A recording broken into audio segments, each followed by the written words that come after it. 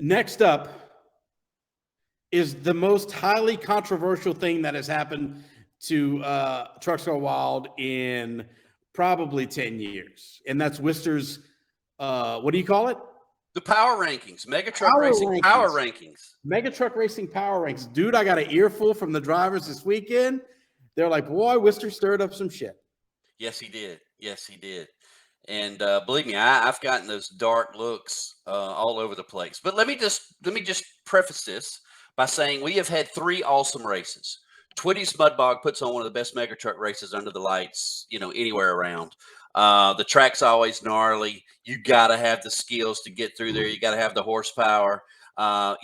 Big numbers. Always has 45 plus trucks. I can't remember how many mega trucks they had there, but I want to say it was close to 60. It was a huge number. I think 11 of them were, more on the bog side, and all the rest of them were, race trucks.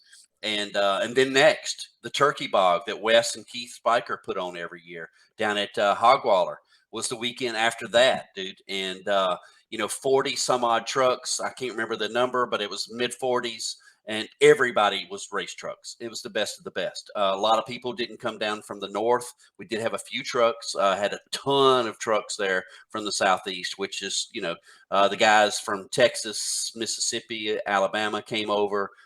Anyway, it was an awesome, awesome event. So we'll be talking about that. And then, of course, last weekend at Redneck Mud Park, had another big race there as the last race of the year for the Southeast. So this is again, and you said it good or well earlier, Ledford, that it's current. It's not what I did 6 months ago. It's not what I did, or what I'm capable of doing 3 months from now. It's what's just happened. So a lot a lot of stuff went into this, and a lot of it had to do with the last three races. Several trucks made, two of the three races. I'm trying to remember if anybody made all three. I don't know if there was one cat that made all three races, but pretty much everybody made two of three. So lots to talk about. So are you ready for this? Let's set up the controversy one more time. And if you will, if you didn't share earlier, hit the share button. Let's find out what the updated chart's going to look like for the power rankings going into 2023. Yeah. I need to read the disclaimer. The views expressed on this program are not necessarily the views of myself, Matt Steele, or Trucks Gone Wild Incorporated. Thank you. Disclaimers. All right, that's cool. Well, I appreciate that. Well, let's go ahead and kick this puppy off. All right. We're talking about the power rankings for the mega truck racers around the country. And as most of you knew or know now or knew before or whatever, I have gotten deeply embedded in this genre of the mud racing game due to my involvement with the Southeast region, working with Spiker and Wes, with working with the West region through the North American Mega Truck Series, both northern series that covered pretty much all of the north and the northeast. Of course, we don't race in California, so it's this side of the United States. But anyway, I thought it'd be really cool to start ranking these drivers. The power rankings does let you know who really is hot right now. And so I got a lot of controversy. I got a lot of people yelled at me. I got a lot of nasty comments, and I just loved it all.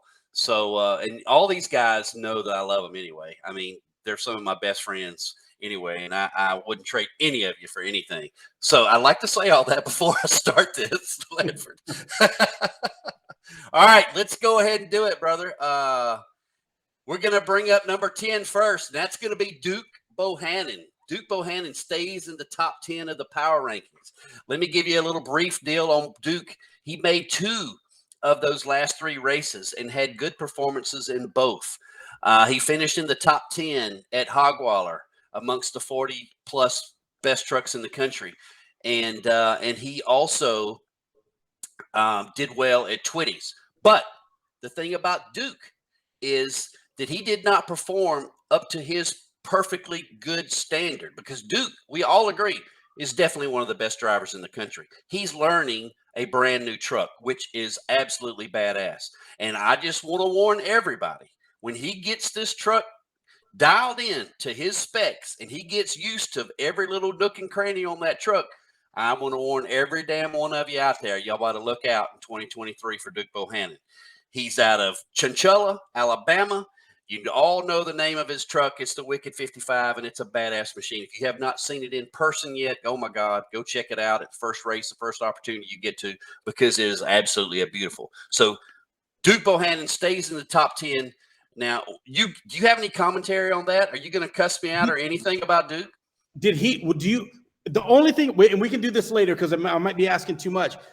I would like to see where they slid to or went up the thing. Like a little, I need to have a little red circle, down 2 or up. Well, no, it's like if you had last week or last month's power rankings printed out or whatever, you could go, oh, Duke was at 7, now he's at 10, so he slid 3 spots. It's almost like the top 40 countdown, you know? I like that. You know, and I'm going to take that in consideration for 2023. Great. Right. That's a great comment, because I'll put a little up or down, like a red or green arrow, and like he's up or down, like 1, 2, 3, 4, whatever it was. Yeah. Right. Yeah. I like that. Good feedback. All right. So Duke Bohannon, he stays in the top 10 at number 10. Here's the deal. If it was the badass names power ranking, Duke Bohannon would be one forever. Yes, he would. He would be undefeated. He was he was this close to winning the nomination for president of the United States in 2020. He was this close. Dude, I still got the shirt in my closet. I know, I wear it too. All right, let's go to number 9, Ledford. Let's keep the controversy going. This cat jumps into the top 10 by some amazing performances in a truck he just purchased. Okay, Clay Meadows out of North Carolina. Dude, he ran solid both races he attended. He finished in the top 10 in both. This first time he'd ever driven the truck. He bought the Invader truck out of the L&W Fab Shop. He cleaned it all up, straightened it all up. I mean, he made some cosmetic and functional updates to it and everything like that. He climbs in the damn thing, goes to Twitty's Mud Bog, and finishes on a podium finish. Okay, so everybody's sitting there scratching their head going, holy shit, look at Clay. He is dogging it out. So what does Clay do? He takes that sucker from North Carolina down to Palatka, Florida, and again finishes in the top 10. Dude, I can't be more proud of him. I told him personally at Palatka how well he did. He's excited about this truck. He sees how much faster it really can be. He's just getting used to it. Again, another driver in a new truck. So again, if he keeps doing what he's doing and it goes to the races where all the fastest cats are and keeps competing and finishing and putting up the results that he's done, he's going to stay in this top 10 because he's got a fast truck. And it doesn't look like to me he's scared to drive it at all, Ed. No, absolutely. Drives the wheels off of that thing. Dude, and it's got to be, and I see my signal's kind of shitty, but it's got to be exciting to get into something new and fresh and work on and go out there and just rip it. You know what I mean? Oh, yeah, absolutely. It's like you're re-energized, Yep. Well, when he brought that thing out at Twitty's, had all new lights on it, repainted everything, cleaned it all up. When Lundy used to take it over the last couple of years, and I'll kid my buddy Lundy all day long. But when he used to take, he'd fill the tires up with air and knock the first layer of mud off, change the oil and fill it up with fuel and go to the track. Right. Totally different mindset with Clay Meadows. So I think that's awesome. Looking forward to seeing what he does in 2023. And again, I hope you will continue to go to these big races. Last year, it could be work schedules. It could be all these other, different things we have on us. We can't go to every single race. We all know that. But I do hope we'll see you at a lot of big races next year. I'd like to see you continue to competing with the upper echelon in all these mega truck drivers, because you proved it over the last few weeks, brother, that you're definitely on it. So, all right, let's go ahead and bring up number 8, Lewis Smith. Tell you what, he had a great showing at Twitty's with a runner-up finish there. He stumbled a little bit at Palatka at the Hogwaller, and as far as I know, he did not go to the race in that, but he had 2 really good finishes. He's still coming off being that West champion. Got to keep that in the mix at all times. You got to remind everybody, hey, this cat not only is doing good now today, he did good all during 2022. He's got a lot of momentum in his corner. He keeps improving his truck.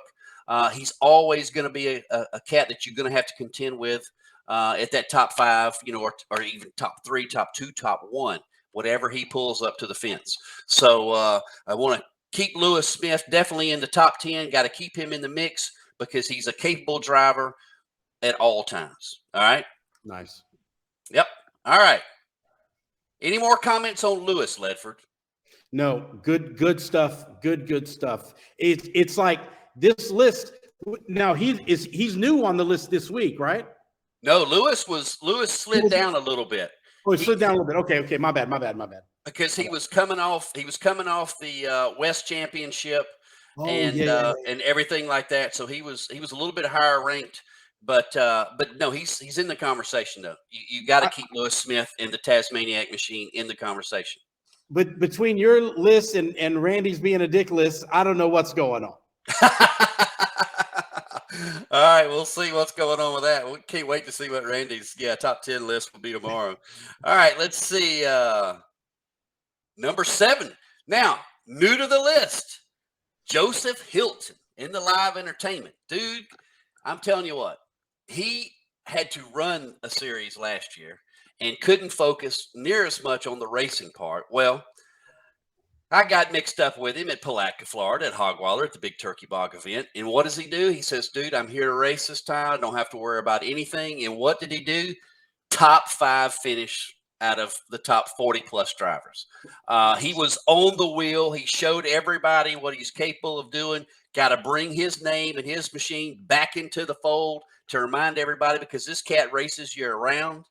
And I think you're going to see more racing versus, managing next year in 2023, because he loves the sport. He absolutely loves it.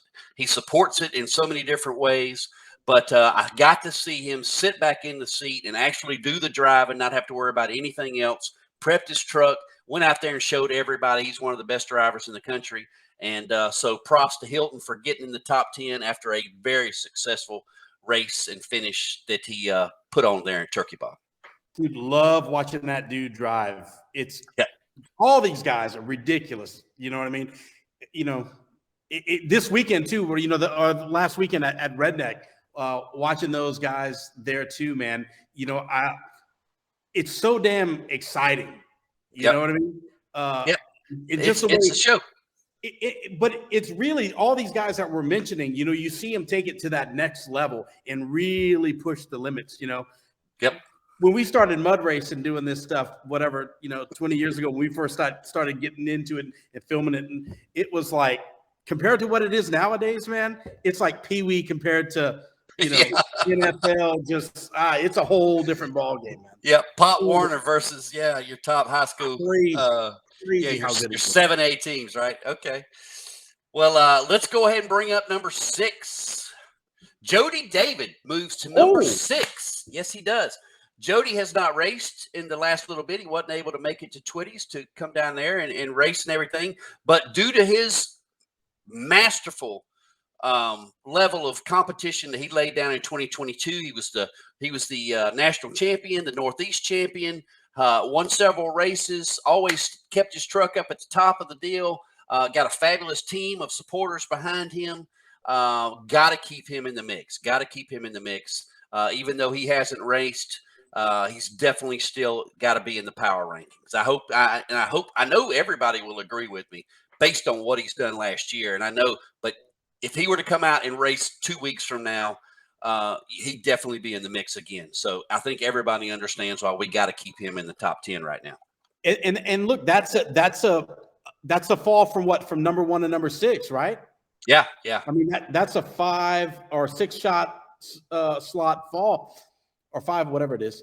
Now, but let me ask you this: is there a little controversy because those guys up north, they can't race year round up there? Yeah, it's funny when you talk to them though, Ledford. When you talk to them, whenever you get to see them at the track, they tell you up front, look, if I want to go race, I got to travel.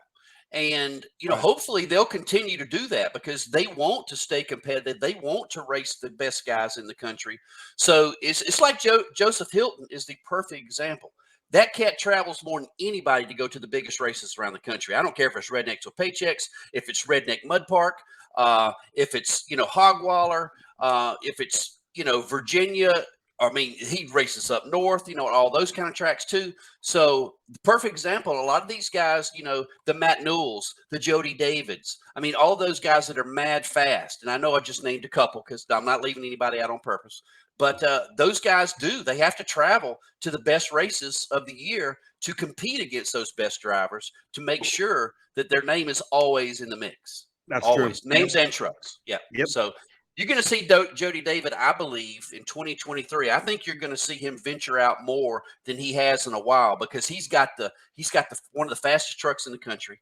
He proved it in Mississippi with just a phenomenal job of what he did there, and it's going to give him nothing but more fire in his belly to want to go to the biggest races in the country. So don't be surprised if you see him at Rednecks with Paychecks next year, or if you see him at Redneck Mud Park in March, or all these different big races. Don't be surprised if you see these guys that you normally don't see at the tracks that are there because they want to race the best guys in the country. For sure. Absolutely. Yep. All right. So that's our 10th through 6th. Top 5. Yep. We're down to the top 5, and I got to make sure I've got the right. Try not to reveal anything prior to. So all right. Moving up to number 5 is going to be Derek Morse. Everybody, he's running in a backup truck, folks. He's running in a backup truck. He went to Twitty's, a 40. I can't remember again. I don't remember the exact number. And Twitty and Amanda, if you're on here and you know that number, you can tell me. But it was over 40 some odd trucks. I think it was 45 plus. He went out there and he beat the field in his backup truck. If that doesn't show skill, and again, I'm going to say this over and over again, folks. I'm going to continue to say this. He's one of the most improved drivers in the country. Derek Morse, Rednecks Paychecks out of St. Joe, Texas.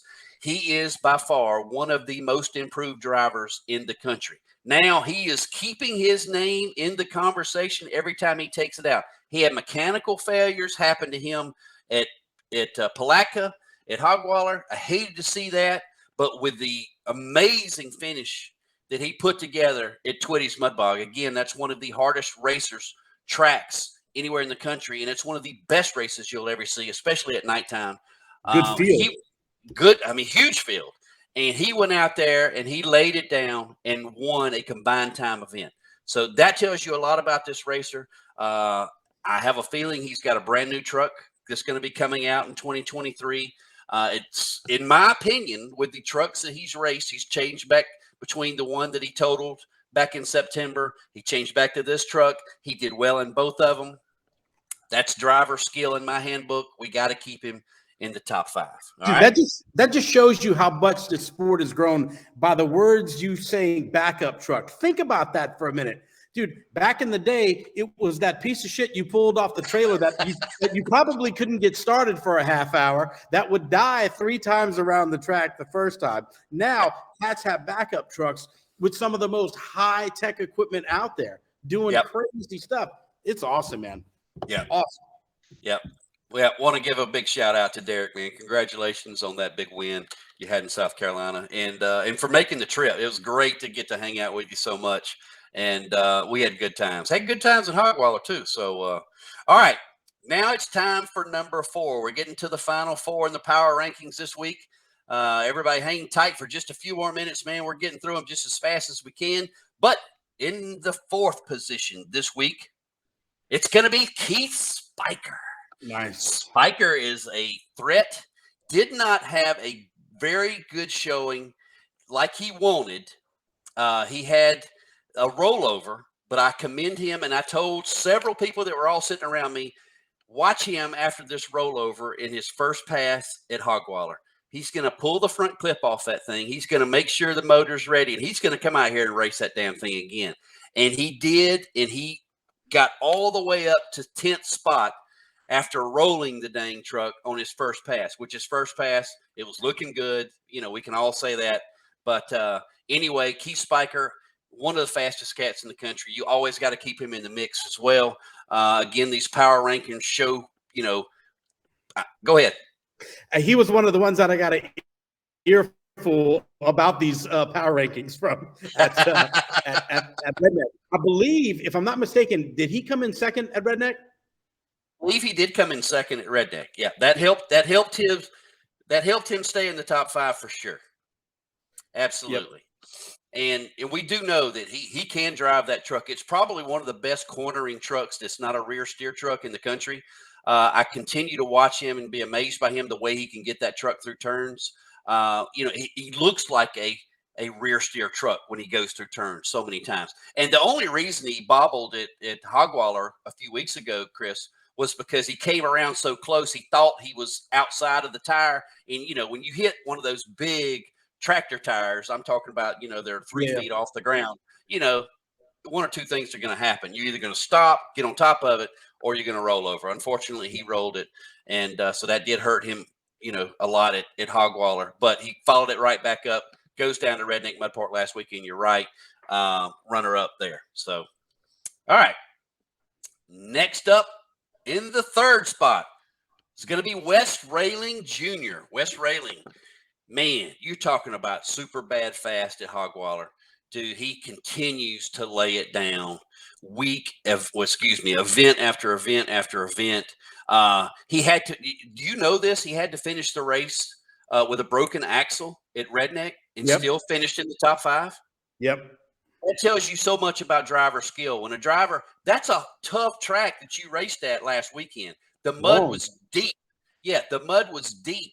When you get that much mud, you've got to make, multiple turns around the track, then do the U-turn and head back over the hill with a broken axle, dude. That's very hard. So for the wheelman like that, Wes Railing Jr. definitely keeps his name in the mix at the third spot for this week. And I tell you what, man, he's one of my favorite drivers. I've become very close friends with Wes Sr.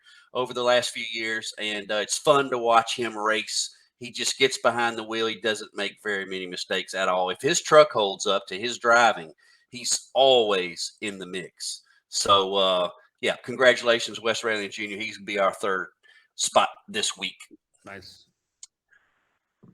You ready for the top 2? Whoo. Huh? Wait, hold on. If I think who number 2, I should take a swallow. I might have to kick your ass if the top 2 or top 1 isn't right. And look, hey, everybody out there, I have no idea what this is. He didn't show it to me, and that's on purpose. Yes. Because we are not affiliated with this list. It's all Wister. If this is bad here, it's all Wister if he doesn't get it right. Oh, if I go missing, you might find my face on the damn side of a milk carton. All right, let's see if I got it right. I don't know if I did or not, but I really feel like I'm pretty close on this one. Okay, are you ready? Moving to number 2 this week. Oh, sugar! I hit the wrong button. You ready? Yep. Jimmy Yeager in the brand new Steamboat. All right, listen. This cat's been working on this truck all year long. Brings it out to Hogwaller, second place. I'm talking about on a monster field. Second place, first time out of the box. Jimmy was not on last month's power rankings at all. Because he had not raced. Well, he comes out, and dude, he really showed everybody something. There's not a driver out there that's not saying right now, you better look out for Jimmy. Because Jimmy is really fast. Jimmy likes to go fast. We all know that. He says that in the third person all the time. Well, Jimmy is fast in that truck. I have a feeling the wintertime they'll go ahead and make all the cosmetic changes, and it'll be rolling out with a new spit shine and all that kind of stuff next year. But the truck has been shaken down. Back-to-back top 3 finishes for Jimmy. You got to put him up there in the top because he is going to be a contender, folks. He is going to be a contender.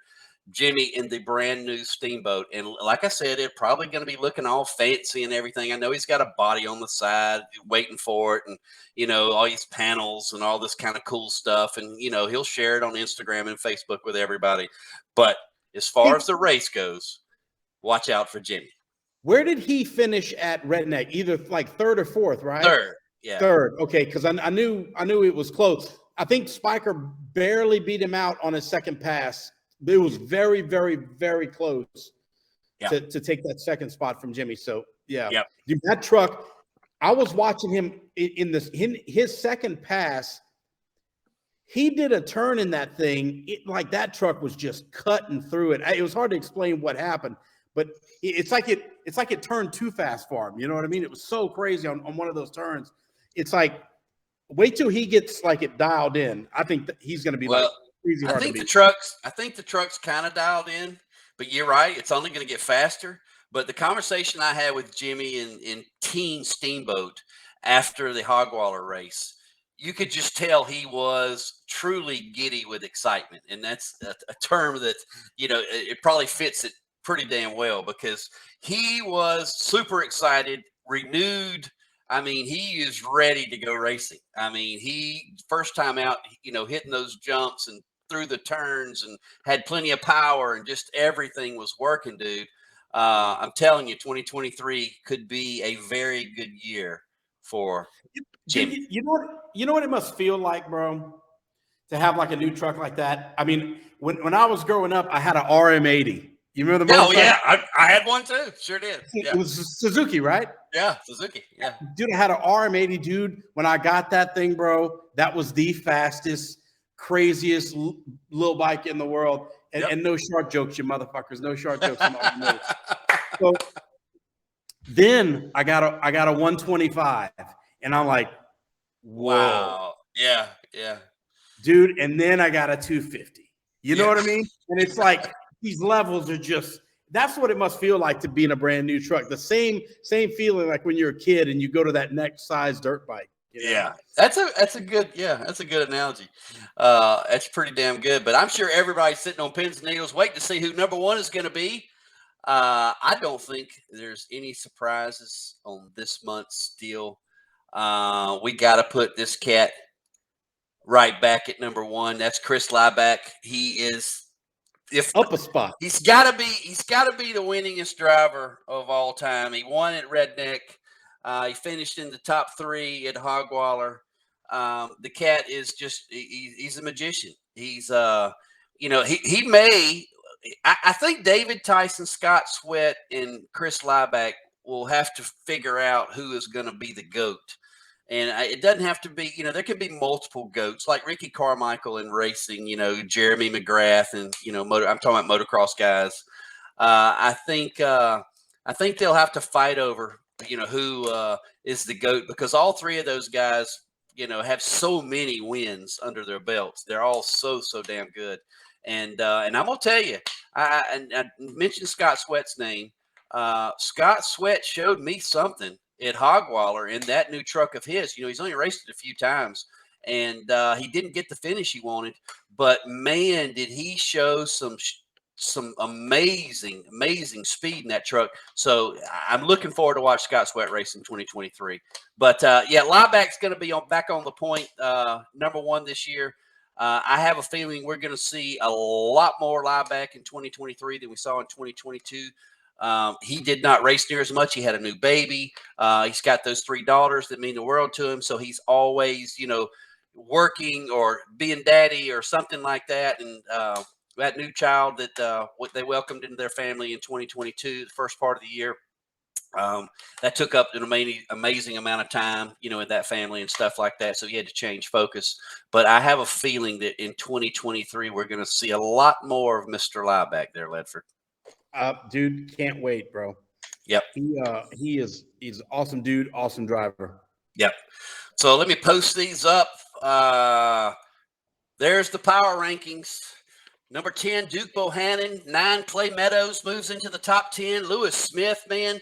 Tasmaniac in 8. Joseph Hilton storms his way in with a big finish down in Palatka at Hogwaller, moves him up into 7. Jody David, 2022 champion. Hasn't raced lately, but he got to keep him in the mix due to everything that he accomplished in 2022. Of course, I'm going to say it one more time, Ledford. One of our most improved drivers over the last 2 or 3 years is going to be Derek Morris. He keeps his name relevant with a big win at Twitty's Mud Bog. Spiker, always a huge competitor. Wes Railing, Jimmy Yeager, and Chris Liebeck ties up the final 4 or 5 drivers there. So congratulations to all those guys. You are our current power rankings, or mine at least. Ledford has to do the disclaimer. He can't really, endorse my opinions and stuff like that. Anyway. If you agree, please like, share, subscribe, comment. If you disagree, please like, subscribe on all of our channels. Now, when you said that, of course, you broke up. So let me repeat that. He said, whether you like it or don't like it, whether you agree with it or totally disagree with it, whether you hate this crap or whatever, I want you to go out and promote Mega Truck Racing. So I want you to promote all these drivers, whether it's, your guy is in the top 10 or not. I want you to keep promoting them, keep supporting all those guys. We got to stir the pot. We got to keep this stuff relevant. 2023 is going to be a very big year for the sport. And so please continue to support all your favorites out there. But yeah, go ahead and hammer me. Yeah, let me know if you like it or don't like it. Shoot me a message. Most of you got my cell digits or my PM digits, and let me know what you think. You know what's cool about Mega Truck Racing and what we do? It's still kind of an outlaw sport. You know what I mean? Yes, it is. It's like there's no sanctioning, NHRA. There's no big sanctioning corporate body and all that stuff, dude. It's just a bunch of dudes. They go build a badass track, put some badass trucks on it, have a blast, and see who comes out on top. There's not a 10-page rule book and this and that and what you got to have, and everybody's got to be the same and all that stuff, dude. It's just badass, outlaw, loud, nasty mud racing. It's awesome. Yep, it is. Well, listen, let me see if I still got this. Yes, I do. Listen, let me pop up the Bogger of the Year finalists one more time and the Tugger of the Year finalists one more time. I want to congratulate our 2022 finalists. The voting is open, so you can go ahead and start voting for your favorites and support all these guys. I know they'll all appreciate it. That's for Bogger of the Year, the top 8. Then here's our Tugger of the Year finalists. That's the top 8. Again, those were in alphabetical order. They are in no other order. So, but you guys, I'll put out more posts about how to vote if you did not understand what I said earlier, if you didn't catch any of that. But anyway, just wanted to congratulate all of those finalists for being nominated by your peers and all your friends. It's an awesome thing, and we love doing it each and every year, doing those 2 different things. So thank you again for all those that sent in nominations. Worcester, when you put out the post, you're going to put like the B1 and T1 next to their name to vote and all that, right? I am. Yes, I am. We're going to make it real easy. Okay. Gotcha. Yep, for sure. All right, listen. You got any final thoughts? No. Okay. I'm feeling. I hope Matt Steele is having a great time up at the PRI show this week. I know several of you are here. I think I saw Joseph Hilton comment and said he was at PRI. So several of you guys, I think I know Jake Burton took the Wild Child up there. He'd been working on that stuff, and it looked beautiful, Jake, if you do see this later on or anything like that. But I tell you what, we had a good night tonight. Congratulations to everybody that was included in tonight's show. We certainly appreciate that. Don't forget, next week we'll be crowning the winners. We'll be announcing who our Tugger of the Year is, who our Bogger